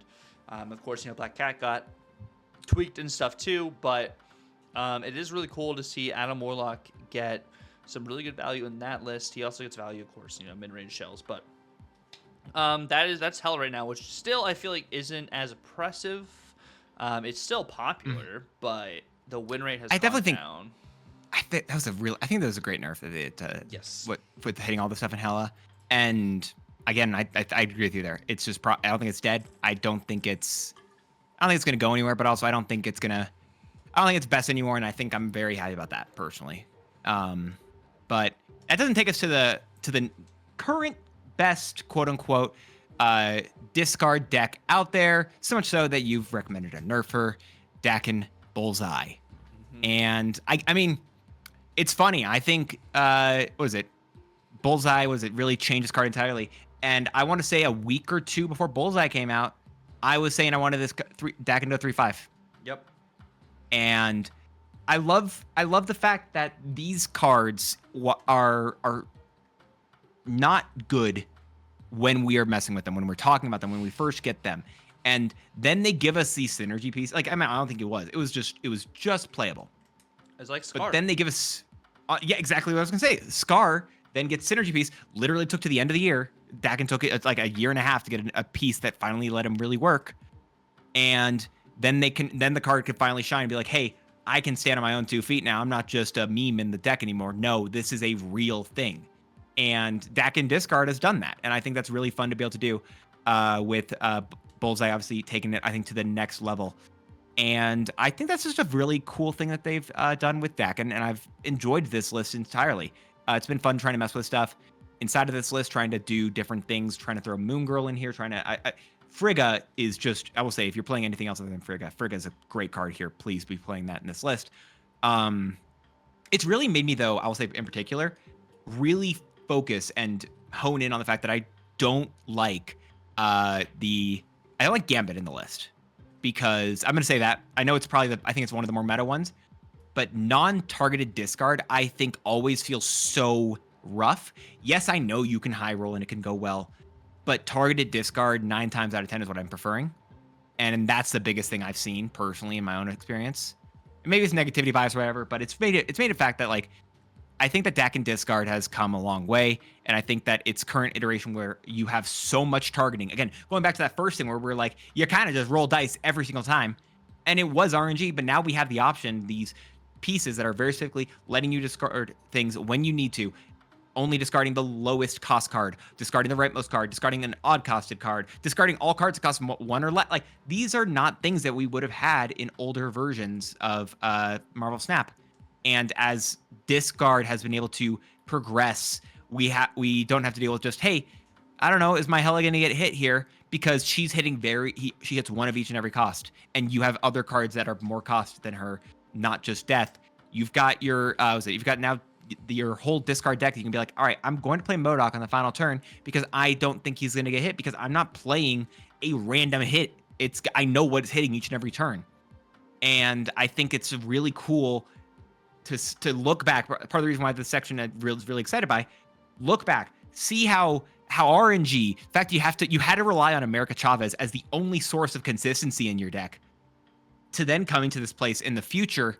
And we're like, yes, every single card pretty much is targeted, which is a different thing. I'll say the only one that maybe you would argue is Hellcow, but it's the difference with that one is that it's targeted in the time because you can target a later time to play it when it's going to be good, and that's a big deal. So just straight up in general, I love it. I think it's really cool, and it's awesome to see where discard has gone, where it currently is. And if we're talking the future, Tuck, we should probably talk about these cards, the ones that came out last week, which we didn't talk about before, and the one that's coming out later today. Well, I also do want to mention here with Dokken as well, I'm seeing a lot more people cut Gambit for Grandmaster and get Grandmaster, yes. Yeah, I forgot. I could not remember the other one for life of me, thank God. Yeah, Grandmaster is another really good shout, I think, inside of that deck, and God, that's powerful. But going off of that, we do have the cards that did release this past week as well as the good old Khonshu. But we're going to start talking about the first Ghost Rider first, which you have actually had some hands-on experience with the first Ghost Rider. And what are your thoughts so far? Of course, Khonshu isn't out yet, so I don't think this card, in my opinion, has reached its max potential. But what do you think so far? Well, I'm going to say straight up, I think this card really wants Khonshu. Okay. But I think, well, honestly, I think that's the biggest thing I would say against it is that I feel like this card really wants Khonshu just to be able to say for certain whether or not it's good or bad. But if I'm imagining a world where it's not with Khonshu, it's playable in the Dak and Bullseye list because like I said before, I like being able to target the card, and it took the slot basically of a Grandmaster in that list, and I used it to potentially try to get some more swarms out there because if you lose your swarm, it's a really difficult thing to have, and trying to get more swarms so you can have a big bullseye on the final turn is really the best thing I think I could do with this card. It's okay. I think it's okay. I guess that's kind of just where I'm at with it. It's just, yeah. The biggest thing I think people were questioning about this, and I saw questions about it when I was playing it, and as people have played it more, I think the biggest thing that should be said is when the first Ghost Rider's ability is as a 2/5 card, just in case you aren't aware, discard the lowest power card from your hand, remove that card's power from this. It says remove that card's power from this, and it doesn't say afflict this card with negative power equal to that card's power or whatever, which is different than Lasher. And apparently Lasher would get changed at some point to work similar to Ghost Rider's, what I heard. I don't remember if that's a source, but I thought I heard that from in some Twitch chat somewhere. It's on the internet, so it's true. But it really, the fact that it won't ever go negative or positive by discarding a negatively powered card like a Gore or whatever, it kind of just makes it feel like, I don't know. I'm very whelmed by this card currently. And so later today, when we actually get Khonshu and we can mess with it more, I'll have more stuff to say on it. And whether or not I actually think it's good or bad. But at least just looking at this card on its own merits in the decks that I've had to play with it, I don't know. It doesn't seem great. It just seems kind of mid, if not bad. Yeah, I think this card, like you said, definitely needs Khonshu.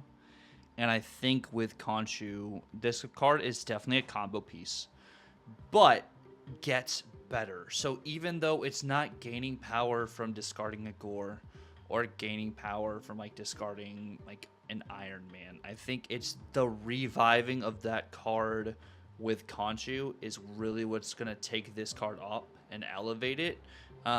Being a discard enabler as well for even potentially Hela. I know that's not what we want to hear, but giving a targeted discard like this at the 2/5 stat line, which is why it has removed that power from this card, because it's a 2/5. That's like its downside kind of thing here. If you can play it into one more of those other like just Gore or an Iron Man style list, which I think is going to be more of its proper home, I think this is a niche card, but it'll have more potential with the Khonshu testing, which probably is why it was also rough while you were playing with it earlier, because if you are playing it in the Dock-in discard shell 2, you're going to hit your Scorn unless you've discarded Scorn. Which I will say, speaking of that, another reason why I'll say I'm not in love with this card, this works differently than Dracula. If you discard a Scorn, it will have the power, it will lose the power of the Scorn before it's discarded. So the Scorn gains 2 power. If you discard a 1/2 Scorn, this loses 2 power, not 4 power. But then if Dracula discards Scorn, he gets to that same 1/2 Scorn, he gets 4 power from it. So again, yes, it's like, I'm not even trying to say anything else particularly about that about whether or not I like it or whatever, in terms of the cards that we currently have available to us, but straight up in terms of understanding based off of what it has been established in previous games or previous cards, it just doesn't make sense to me, and I got annoyed by that on stream. Well, I think it's different in the sense where, like, if Blade were to discard, Scorn, it just becomes a 1/4, and the +2 power goes somewhere. Whereas, but like, why is it different than Dracula?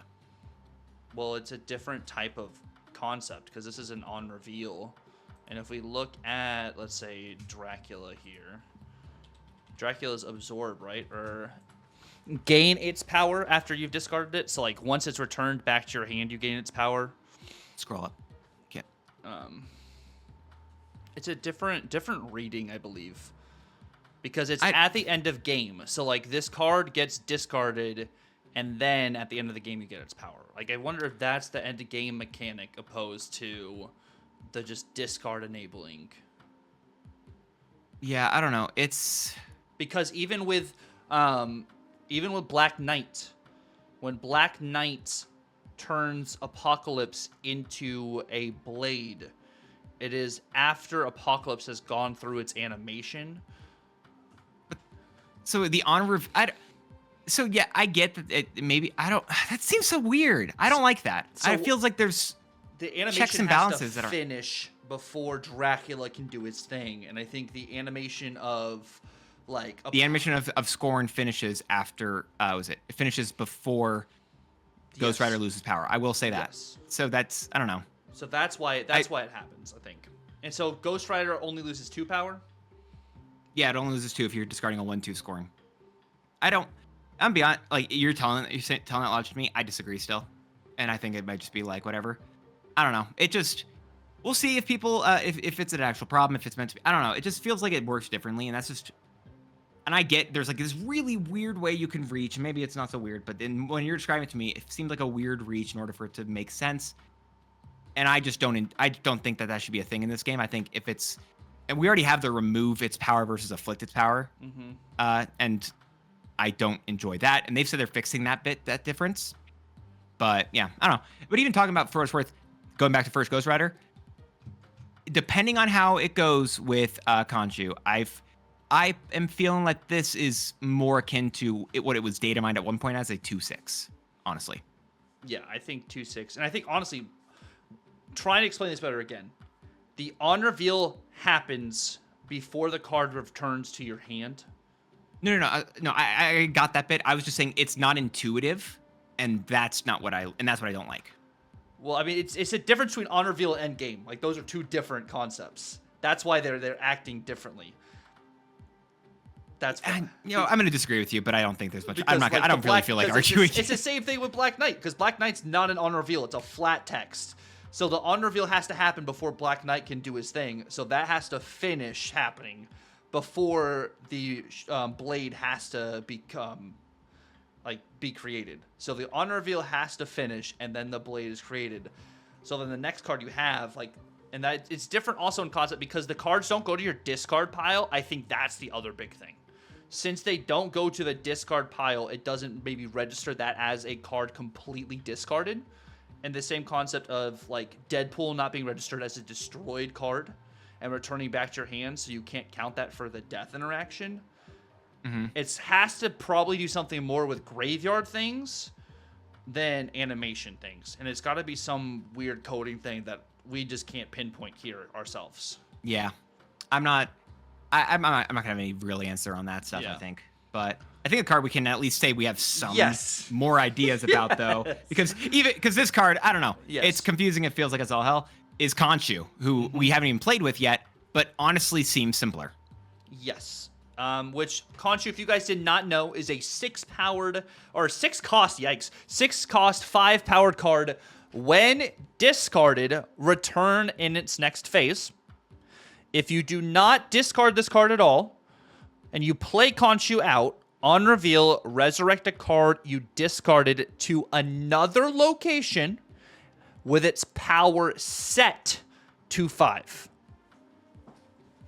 This is a fun one. And I know we can talk about, I will say, Syrup, I love the fact that even it has the discard and the on reveal. I love the fact it has both. But not just with that, there is the second version of the card. Before we really talk about anything else here, going to a 6/8. When discarded, return in its final phase. So you have, it looks like 3 phases total: first, second, third, and you can actually see it changing with the little moon in Khonshu's name. And then on reveal, resurrect a card you discard to another location with the power set to 8. And I think it was different than what they showed in the video. I think the video had it at 7, and now they've buffed it to an 8. But that's, again, not the final phase. Because you got your 6/12 with once it's discarded, you've lost it. But on reveal, resurrect a card you discarded to another location with its power set to 12 as a 6/12. And that's going to be the variance. And you can see it changing. I love the fact that it changes with the moon on its name. Simple, subtle, and I think it's so good. This card's fun. And I know we just talked about how we don't know stuff about the other card, and we know more stuff about this. I have a question. You've been playing some Black Knight Phoenix Force stuff, and you know, what is it? Phoenix Force takes effect, like the merging of it technically with Black Panther after after Black Panther will do his on reveal. So if you destroy a 10 power Black Panther, you will get a 25 power Phoenix Force because it will do the on reveal from 10 to 20, then it gets the 5 power from Phoenix Force, correct? Yes, and the Shuri interaction as well is you just get the Phoenix Force's power shuried, so it'd go from 5 to 10 power opposed to the card that got Phoenix Force becoming shuried. So, with Khonshu, if I play a Brood, we talked about it earlier, am I getting 36 power? Or if it's like Phoenix Force, I've done it before where I destroyed a Mr. Sinister with Phoenix, and then brought it back with Phoenix Force, and I got a 2 power Sinister clone, and then it became a 7 powered Mr. Sinister. We don't have an answer to that currently inside the video. We don't have an answer to that inside the video, but the way it reads is the card you revive has its power set, so immediately as it revives, it has its power set to that, which does not change, does not waver. If that card, if you're playing an Infinite and Infinite gets discarded, Infinite is revived at 12 power. Yeah. So that would happen before. I'm asking about things. the on reveal abilities. You know what I mean? Right? Like, so again, very specifically talking about, like I said, with with whoever I said before, right? So, and part of the difference I feel like between them potentially is the fact that, or the reason why I'm asking about Phoenix Force, because both of them say it brings back the card first, and then it does the thing with its power. But the differences here is Phoenix Force says revive one of your cards and merge with it, whereas Khonshu says resurrect it with its power set. So I'm hoping it is a 36, and that's why I would argue it personally that way. It should be a 36. I think the way it reads, because Phoenix Force adds the extra text of merge with said card, that's an additional function whereas this is reviving already with 12 set. It's not like you're reviving the Brood and then setting the Brood to 12. I don't think it's going to work like in Aunt May's, where you played the Brood onto Aunt May's and then Brood Boosting gets the 5 power.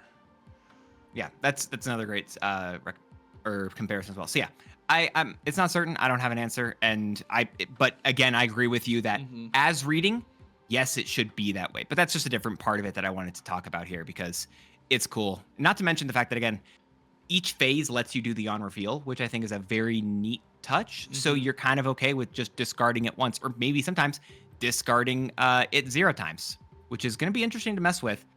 And you want to talk about your list here that actually has him?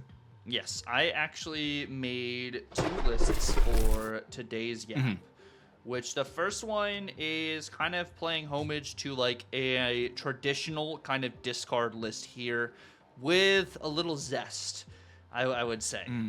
So we're playing just some Apocalypse Dracula discard here. You're also using Corvus in this list, which is in spotlights this week to potentially get some Corvus value. Lady Sif hits either Khonshu or Apocalypse. And then you do have Moon Knight to either hit your Khonshu, Apocalypse, and then potentially your Samurai Ghost Rider if you do not get them Zabu'd. But your other enablers here that you want to discard, in my opinion, are going to be your Iron Man or your White Tiger, which White Tiger may catch you by surprise here instead of having a Gore, but I didn't want to have too many 6-drops in this iteration. I wanted to actually have some other cards that could get some pretty solid value, because Khonshu reviving an Iron Man is a 5-powered Iron Man, which gives you, 10 power in that lane.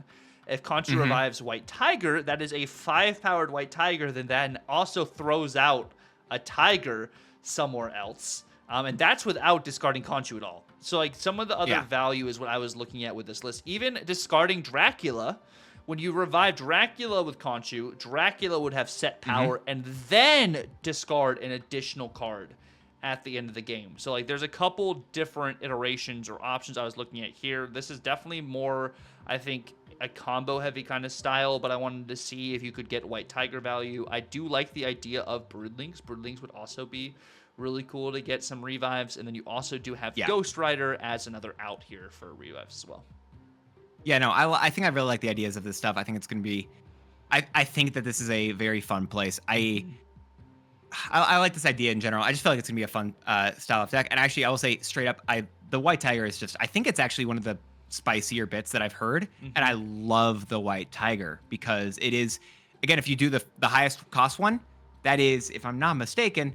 That's 32 power on the final turn because you play Khonshu, and then your White Tiger comes back with 12 extra, and then it's also another 8 power with the Tiger. So it's really good. It's really, I love the ideas. I think it's really solid. And I don't have a deck this week, but I liked another one of the ones that you'd featured in your buy or bust, going over to it kind of.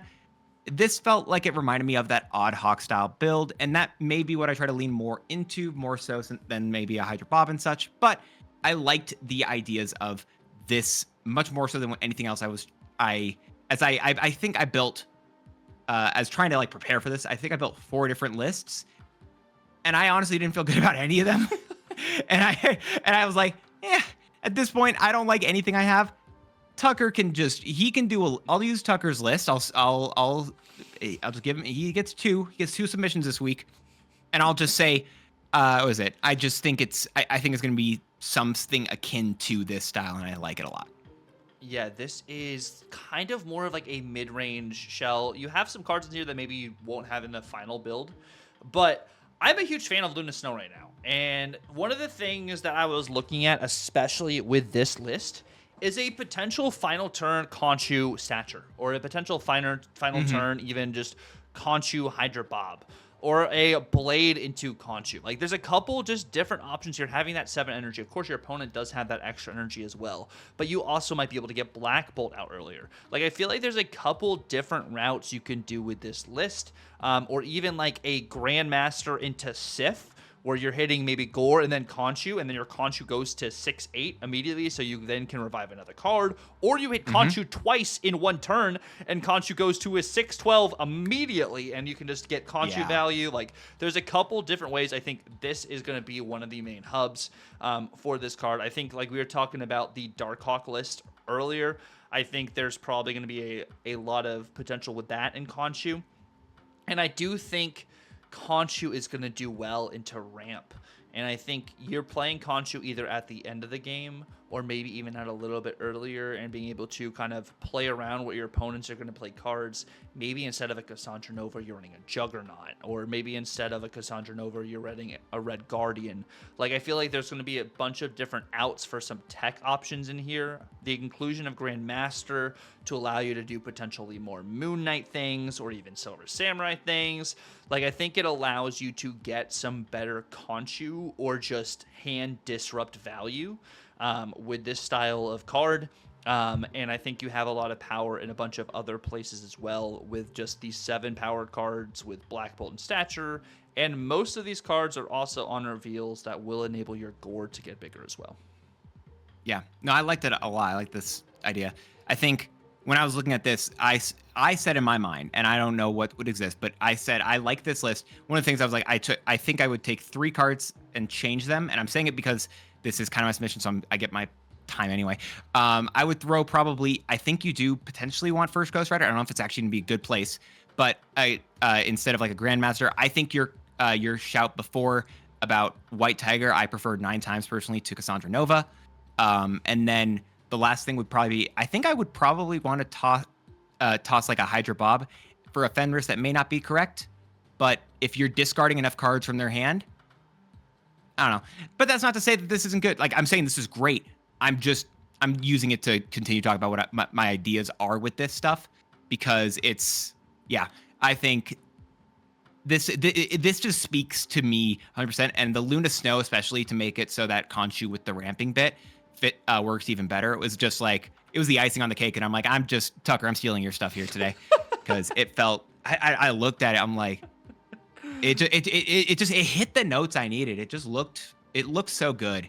It didn't look, to be fair, it didn't look as good as twitch.tv/Tucker, right? Because that place, you should see the guy on that channel. Ooh, he looked nice. He looks so good. God, he's such an attractive guy. He's actually going to be live. If you're watching this when it comes out, he's going to be live at the shop reset. So at noon Pacific, he'll be live talking about Khonshu, playing Khonshu. So you got to make sure you're over there.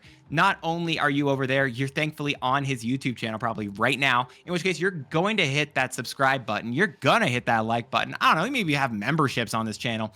You're going to become a member. You know what? You can become a member today. It's okay. We appreciate it. He appreciates that. Give the man some support. He has a kid on the way. Come on. See, he's crying over there. It's so difficult being him. It's so difficult being such a gorgeously well-groomed man that hopefully I can match on Friday. And thankfully, you're following him over here. You're going to follow him over on your TikTok. Follow him over on Twitter. He's never going to be on Blue Sky, but I'll continue plugging. TUCCRR everywhere. Go follow Tucker. Absolutely great. And just as one more out for his Twitch, check him out on Friday at 6 p.m. Central Time. That's when he will be live with with Marvel Yap, recording it, going crazy. Like I said, live. Great guy. Check him out. But, guys, you know the deal. Before you can check any of my content out, like, please check out all of Dance's content, especially his freaking YouTube, guys. This man is consistently uploading. Like, this man's like putting some of us full-timers here to shame here with all of his YouTube uploads. You guys need to be checking out Dance's content, especially on YouTube. Incredible deck guides and breakdowns, as well as his streams where he goes over new content with Snap, old content with Snap. He goes off meta, he goes on meta, he goes on top of a lot of things. But anywho, Dance is a very good variety streamer as well as Marvel Snap streamer. You definitely watch him for just the vibes, because Dance is just a good guy himself too. His info will be down in the description below as well. His Twitch, his YouTube, his Twitter, his blue sky he still hasn't given to me. He's trying to push me on blue sky, but he hasn't given me his blue sky. But we'll put all that info down in the description below. And if you guys do want to see Dance's beautiful face live and be able to ask him any juicy questions you guys want to, that'll be live on Friday at 6 p.m. Central, 7 p.m. Eastern, 4 p.m. Pacific time, and it's going to be at 5 p.m. Mountain time for all you dance enjoyers. But if you guys want to catch out the Yap live, please tune in to my Twitch on Friday, and that is going to be down also in the description below. And also, any questions you guys would like or hot takes, please type them out right now down below in the comments. And bring them also on Friday if you guys don't want to type them below and you want to see live reactions as well. We're going to make it probably a longer Yap for the live Yap, and they'll probably upload that Yap on Tuesday of this next week, so just keep that in mind. But we want to say thank you guys so much for watching. Hopefully you guys get Khonshu in 1 key. If you're missing Scorn as well, hopefully you get him in 2 keys. And also complete high voltage, so you can get a card that'll work well, the card. But yeah, until next time, hope you guys have a good one, and laters.